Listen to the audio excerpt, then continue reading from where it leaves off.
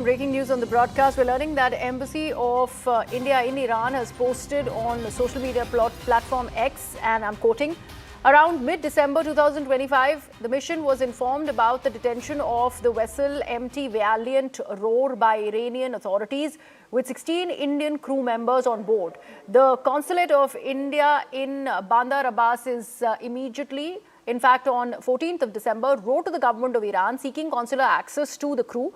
The request for consular access has been repeated numerous times since then, both by diplomatic correspondence and in-person meetings in Bandar Abbas and Tehran, including at the level of the ambassador himself. The Iranian authorities were also requested to allow the crew to communicate with their families in India. So very important development that's coming in, and this has been put out by the Embassy of India in Iran, talking about how there was repeated access that has been, consular access that has been sought as the vessel MT Valiant Roar was detained by Iranian authorities with many of the Indian crew members on board. My colleague Akash with all of that information.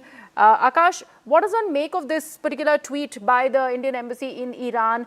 Is that going to happen anytime soon? They are also reiterating that there have been repeated requests for that access, although to no avail. In the wake of these tensions that Iran right now is witnessing, how does one see this assertion that's coming in from India?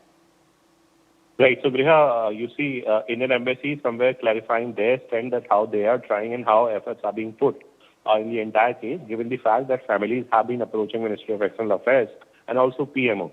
Now, Griha, in the backdrop of all of this, it is important to mention that how it happened and under what circumstances this vessel was intercepted and why it is taking time. So you see, this tanker Valiant Roar was in fact intercepted on December 8th. And, there are charges, and in fact they have been accused of smuggling of fuel. And this is the reason why this vessel was taken into custody. And this vessel, remember, is, a vessel from UAE, which in fact the company is from UAE.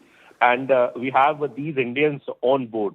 Now, in such scenarios, you have international law for seas, which, is in fact cited for any sort of action. In this particular scenario, we have been given to understand that, Indian authorities are in touch with the authorities in Iran. But you rightly pointed out, there are some sort of situations that we have been seeing in Iran.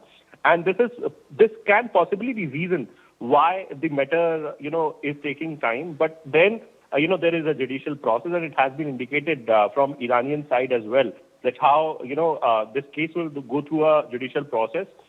India is pressing for immediate consular access and faster legal proceeding, and families, have been waiting for some sort of contact. But right now, efforts are being put, and, there are hopes that Iranian authorities will somewhere be allowing the consular access, and also as far as the treatment and communication rights of these members are concerned. So, it will be taken care of. Right, Akash, thank you so much. Some sort of a silver lining there for all the 16 Indian crew members who were on board MT Valiant Roar while it was detained by Iranian authorities. And now India has time and time again sought that consular access might just be granted in a short time from